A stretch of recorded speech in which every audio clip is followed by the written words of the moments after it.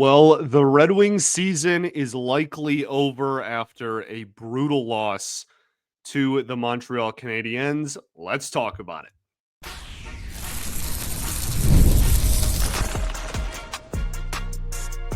You're Locked On Red Wings, your daily podcast on the Detroit Red Wings. Part of the Locked On Podcast Network, your team every day. What is up, everybody? Welcome back to another edition of Locked On Red Wings. I am your host, Scott Bentley. Today is Wednesday, April 9th, 2025. I appreciate you all so much for making Locked On Red Wings your first listen every single day. You can get this show wherever you get your podcasts, including YouTube, part of the Locked On Podcast Network, your team every day, including days like today, where the Red Wings season appears to be all but over. They lose 4-1 at the hands of the Habs, the Canadiens, with a big victory. I don't know if a big comeback, probably not. They were only down one goal, but a comeback victory for them, no less. It's one of those things where it was more of a tilted ice type of comeback. Like, yeah, it was only a 1-goal game, but the Wings were out shooting them like 24-4 at one point in the second period. And they couldn't capitalize. Like, the Wings couldn't capitalize. That could just be the show. Like, I could roll credits right now. Brian would have missed a 2-minute long show out in his honeymoon, loving life. Not a care in the world. He's free from this burden of being a Red Wings fan. I obviously say jokingly, but it is, for how well they played in the first period. You almost felt like early on in the second, they should be up more. And it's really, really concerning and scary that they're not up way more than they currently are, which again, obviously was 1-0. My first thought, I say 8 thoughts in to the show, is what all of our first thought is, and that's that the season is pretty much over. That's it. And like mathematically, not technically.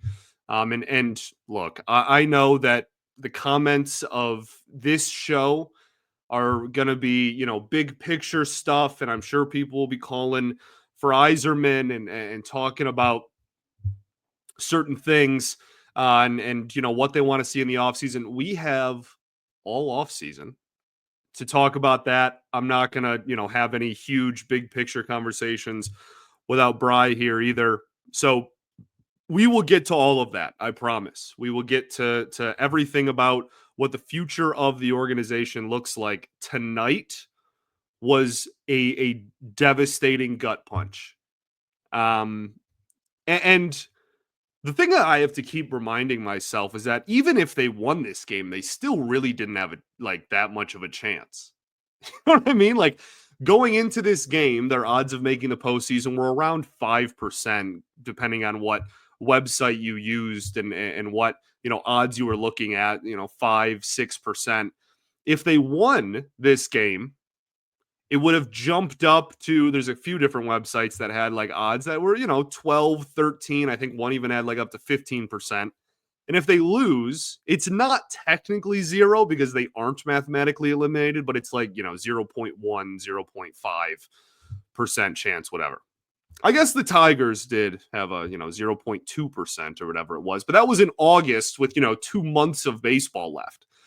There are 5 games left in the season for the Red Wings, and they are now 8 points out of a playoff spot. That is not, again, technically insurmountable, but it's pretty much insurmountable. And I would love nothing more than to come on here 5 games from now and be like, oh my goodness, they went on a miracle run, whatever. But we have to also accept, is what my therapist tells me, right? We got to accept the situation we're in. And I think it's pretty safe to say that situation is curtains being closed on this season.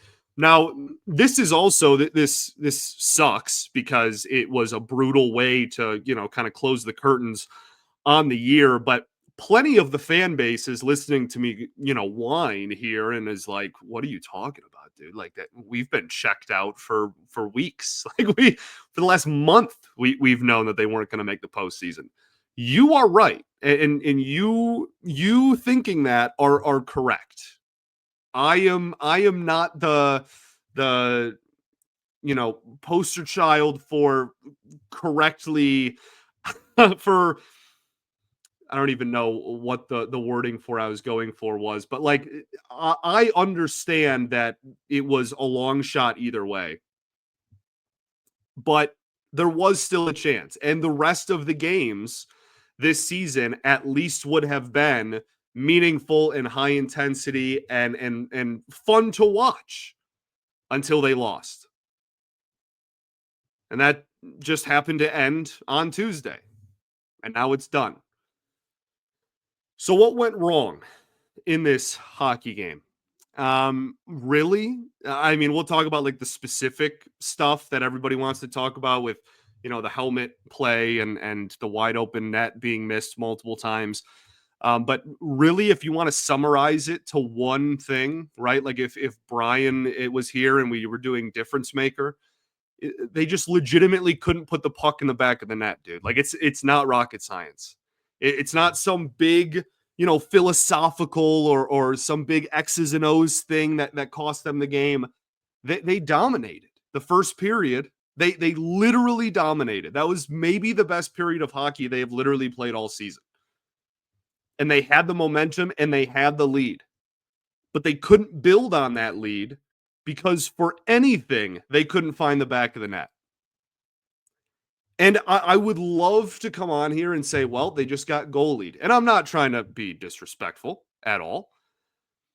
But this was a situation where the Wings should have scored way more.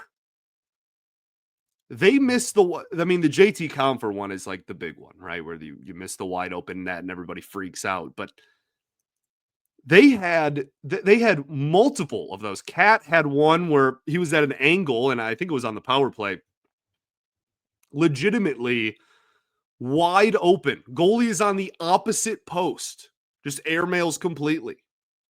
Marco Casper had dang near an open net at one point. Whiffed. Like it happened a lot. Couldn't find the back of the net. Hard to win hockey games when you're only scoring one goal, despite having a 20-plus shot first period. At one point, like I said, in the second period, it was 24-4 in shots.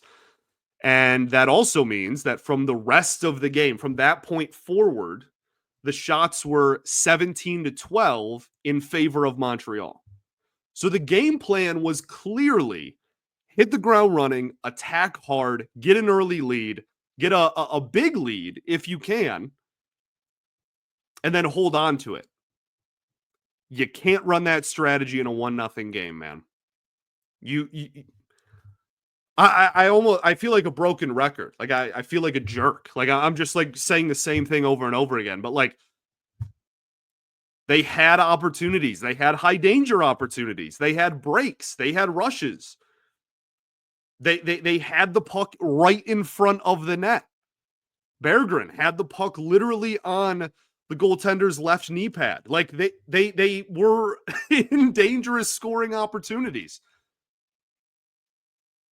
often in the first half of this game and walked out of it with a 1-0 lead.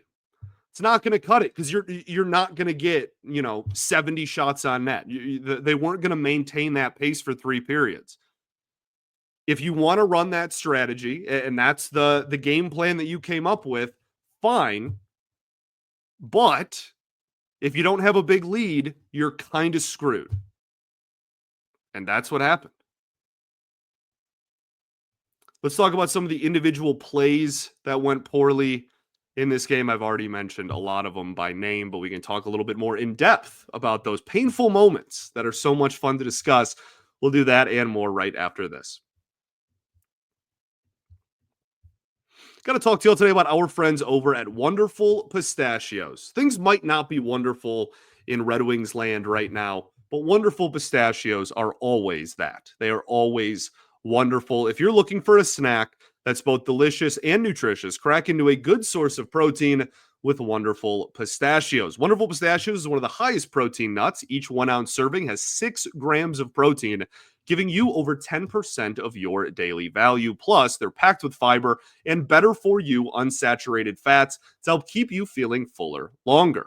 As I always tell y'all, I love the no shells variety. It is the perfect grab and go snack for busy days when I'm snacking at my desk, I'm on a road trip, or I just need a quick protein boost. They're always my go-to. And if you are, a traditionalist and you do love cracking open every shell, well, that satisfying crunch is still there and available for you as well with the in-shell options. A classic favorite for sure. So get snacking and get cracking with the snack that packs a protein punch.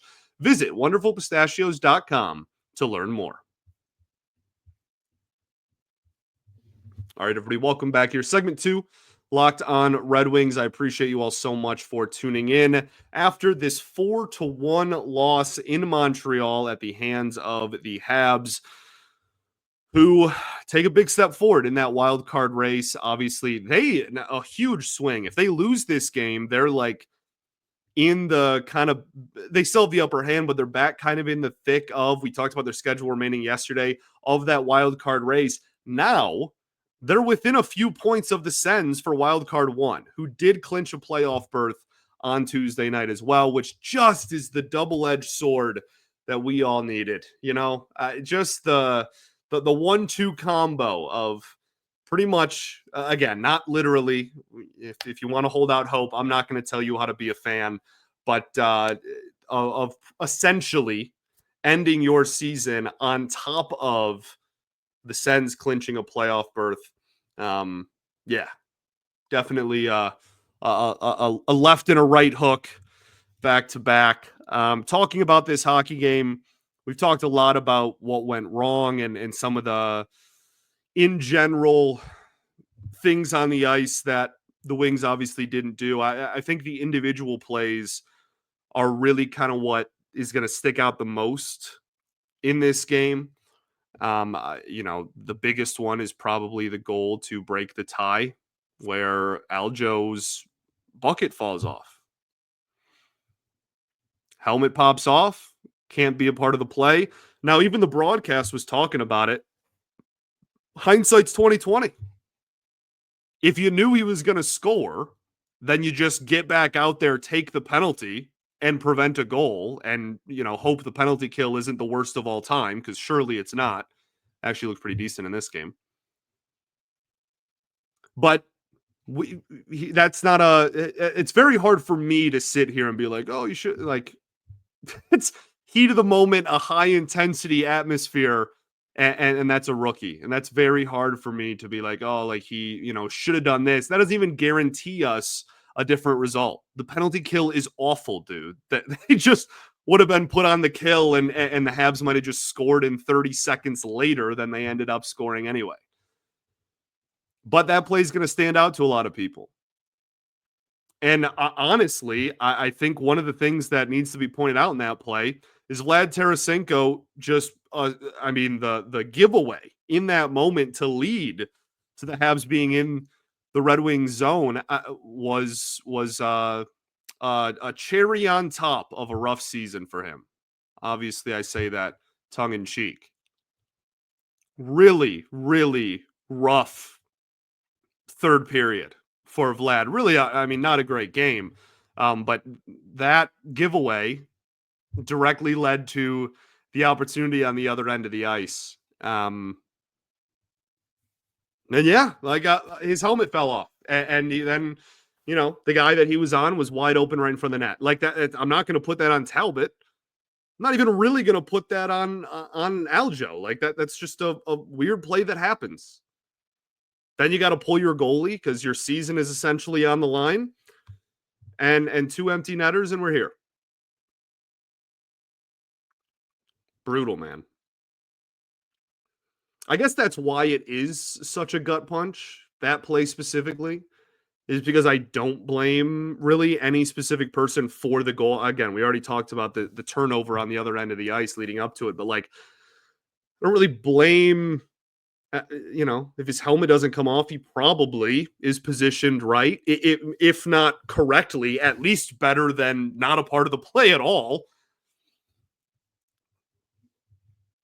Tough. JT Compher, we talked about earlier, wide open net. I don't mean like, oh, the goalie got like faked out and wasn't. I mean like there literally was not a goaltender on the play. And I don't know, couldn't secure possession of the puck, couldn't get the puck on his stick, couldn't get a shot off in time. That's one where again, hindsight's 2020. Just slap the puck, just try and push it in for all I care. But good defense, and again, here we are.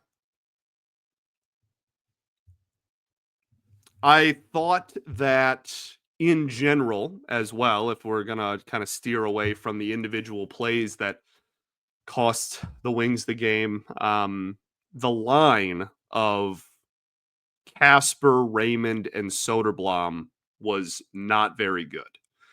I don't think that they cost them the game, and I think that that's a situation where you have two rookies and another kid that's, how 22, 23. It's a very young line going up against a really high-powered top six in Montreal. And outside of Raymond, you're not really putting a bunch of point producers on that line. And even Raymond, I mean, he missed the net on a shot at one point in this game, and he's cooled off considerably from the first, whatever you want to say, 2/3 of this season. So that line I thought got its teeth kicked in, to be completely honest with you. Elmer had a nice poke check, really aggressive forecheck. We know that he's really good at that because of the size advantage he has. Got a shot on net after part of that great aggressive first period. Like I said, Raymond had a couple of shots on net, didn't take advantage of any of them, had an open net at one point, or an open shot, I should say, not a completely open net. Didn't take advantage of that. And yeah, like I did not think that line was very effective whatsoever. And I think that especially in the third period when the Habs were in desperation mode, that is when it kind of showed the most. And that certainly did not help.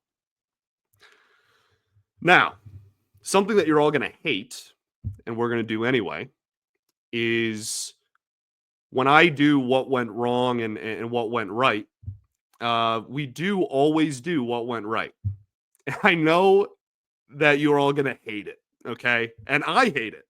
I don't even want to talk about what went right in a game that just, again, essentially ended the Red Wings season. I don't care what went right. But unfortunately, it's my job to tell you the couple of things that did go really right in this game. I've already mentioned it before. We don't have to talk about it too much longer. The first period was absolute domination, and that was genuinely one of the best periods, if not just straight up the best period they have played all season. And it's very, very frustrating that A, it only led to one goal, and B, that it resulted in a loss. A 3-goal loss at that. The penalty kill. Credit where credit is due. I've been ragging on the penalty kill. I mean, the whole fan base has all season. I've been ragging on the penalty kill this episode and giving that unit a hard time. They went 2 for 2 in this game. And both times that the Habs were on the power play, I thought this is where it's going to end. It's going to be the penalty kill. And it wasn't, to their credit. So tip of the cap to the penalty kill that I honestly has been a lot better since Brian left. Maybe he's the problem, dude. I say we blame Brian. I'm kidding. I love Brian and his bald head. But it is funny. Like, I ask him specifically before he leaves, hey, do you think the penalty kill might like improve while you're gone? And he's like, no, obviously not. Been kind of decent. Thought Cam Talbot was really solid in this game. Made a couple of high acrobat, crazy saves in this game. I thought he was really locked in. First goal, I guess if you want to chalk up to him, you can. The second one, I refuse to blame him for. Again, they were down a defenseman because he lost his helmet. And like, who are you going to yell at there? What are you going to do? I'm not going to blame him for that. And then the last two were empty net. So not his. Thought he was really solid.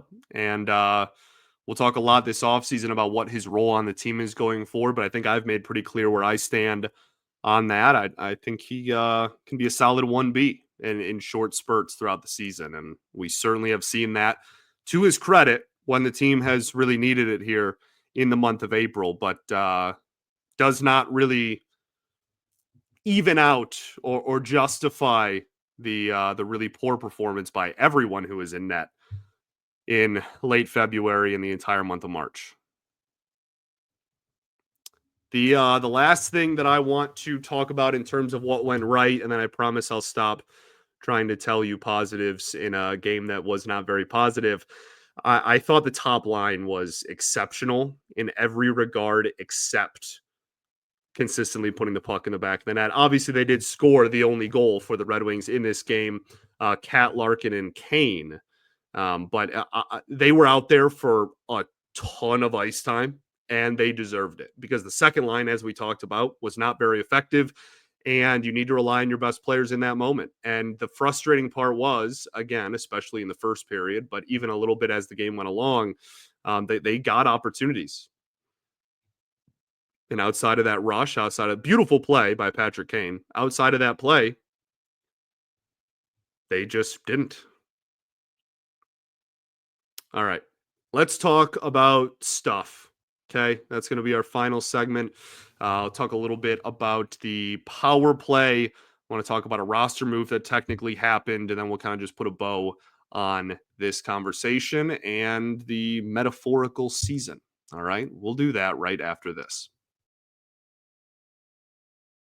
Do you have trouble sleeping? If so, you're not alone. That used to be me, lacking rest, tossing and turning. I was late for meetings. I never felt like myself. That's until I found Bare Mattress. Bare Mattress and their sleep recovery technology helped me fall asleep faster, as well as enjoy deeper sleeps. I felt like myself again, and you can too. Bare Mattress knows that every sleeper is different. That's why they have their sleep quiz on their website that finds you your perfect match. As a side sleeper, I matched with the Elite Hybrid mattress, and I've been telling everyone in my life they have to try Bare Mattress risk-free. You can sleep on your Bare Mattress up to 120 nights, and if you're not getting the best sleep of your life, you can get it refunded. They'll pick it up with absolutely no hassle. So go to baremattress.com and use my promo code LOCKEDONNHL at checkout to get 40% off site-wide. This offer is not available anywhere else. You have to use my promo code on the very last page of checkout to get this discount. That's baremattress.com. Use my promo code LOCKEDONNHL for 40% off site-wide. Baremattress.com, promo code LOCKEDONNHL. Welcome back, everybody. Segment 3 of Locked On Red Wings. Wings lose 4-1 to the Habs here. Yeah. The only other thing I really have to say about this game is that the power play didn't come through. You know, they had opportunities. They have 3 power plays in this game. They go 0 for, obviously, as I've said now a billion times. That is the unit that you needed to come through in those moments, right? Like, this is a team that was constantly applying pressure, constantly in the offensive zone. The most aggressive forecheck I've maybe seen from them all year in the first period, and it worked. It was beautiful to see. Then you get special teams opportunities. That is how you extend that lead. And it's been one of the better power plays in all of hockey this year. And down the stretch here over the last, couple of weeks, it, while still getting good opportunities, hasn't found the back of the net as consistently as it was at one point this year. And this is a game where you really needed that. You really needed the advantage in special teams, and you had a wash. You had a net 0. This team is simply not good enough for as bad as the penalty kill has been, have a perfect game penalty kill wise and not take advantage of that rarity. I'm talking like see the Loch Ness monster level of like rarity and not take advantage of that with at least one goal on the power play. And I think that honestly cost them as well. So yeah, this was obviously a gut punch. Austin Watson was recalled, didn't play. Hindsight's 2020, as I've said about 6 times on this show. Wouldn't you have just loved to just send Watson out there in the third period and just I'll go send a message, dude. Like, that's not good sportsmanship and was never going to happen. But like, that's just how I would have felt in that moment. The momentum is shifting. Need a little something. Go send Watson out there. I don't know. This was maybe the worst way for curtains to close on a season. And again, the odds of them, even if they won this game, were still like less than 15%. Okay. I completely understand that. And I know I'm going to read comments about how I'm, like crying over the difference between a 5% chance and a 10% chance of the postseason. I promise I understand. That it coming to an end and the finality of it is still, I think, important to highlight. And I think is still an important thing to talk about and make clear. Like this was the playoff dreams did still exist, as small as they were. That locker room believed it. The locker room after this game, those guys all looked like they were in tears. Like they understand too. It's wraps. And that means something. And this was the just most brutal way to call wraps on this year, man. Like they outplayed the living heck out of the Habs for about 30 minutes. And they were up 1 goal. If that isn't just the epitome of the Red Wings season, whether it's, goaltending wasn't good that night or offense wasn't good that night or whatever the penalty kill, whatever unit ended up, bleeping the bed on that given night, they all shared throughout the season. But doing all that and only being up 1 was the perfect epitome of what this year has kind of been. Would have made the last 5 games at least kind of interesting. And now we're here again, shifting into the future. I'd imagine that these next 5 games are not going to be watched by too many people, but we will watch, and I will be here the rest of this week. Brian will be back next week. And yeah, he'll return to a team that's kind of shifting into off-season mode. I mean, we can talk about what happens now. I know some people are clamoring for the call-ups of some AHL guys. They're in a playoff hunt, A, but B, they've clinched a playoff spot. I don't think they're going to do that. I think they are. I don't know, maybe Danielson just because he's Danielson, but I anticipate them to give the reinforcements to Grand Rapids that they can play competitive hockey and kind of try to make a run at it themselves.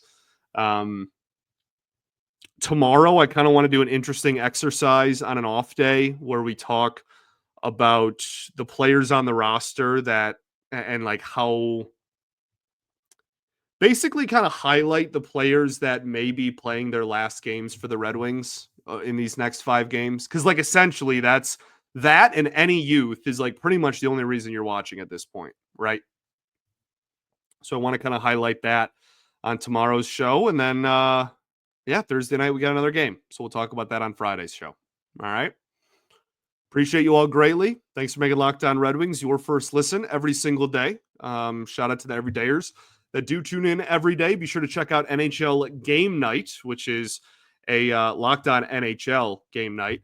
It is absolutely awesome. It's this new kind of show that is every single night, and the Locked On NHL YouTube channel hosts it, and they go through and kind of recap all of the games from every given day. So if you are looking for kind of all around recaps of the day in the NHL every night, then that is the place for you. They do great stuff over there and use a lot of the, local hosts to kind of give insight in there as well. So be sure to check that out wherever you get your podcast and on YouTube. I appreciate you all. We got a lot of fun stuff that we will be talking about this summer, so do not go anywhere. Yeah, I'm trying to figure out how, if I want to say anything profound to end this, but I think I'll kind of stick with the brand here and just remind you all that we ball. We ball. It doesn't feel like it right now, but I promise we do. Brian, I love you. You better not have watched. I texted him before the game. This is how good of a friend I am. And I said, I will tell on you to your wife if you watch this hockey game. You are not allowed. I said that about 4 different times throughout the day on Tuesday. So I hope that he did not, and he listened to me and Allison, and I'll catch you all tomorrow. All right? Same time, same place. Even though even though you might not want to, we will still be here every day going forward. All right? Your team every day.